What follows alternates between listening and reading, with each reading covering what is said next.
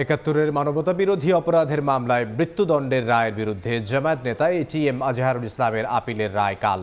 প্রধান বিচারপতি ডক্টর সৈয়দ রেফাত আহমেদের নেতৃত্বাধীন 7 সদস্যের বেঞ্চ কাল রায় ঘোষণা করবেন।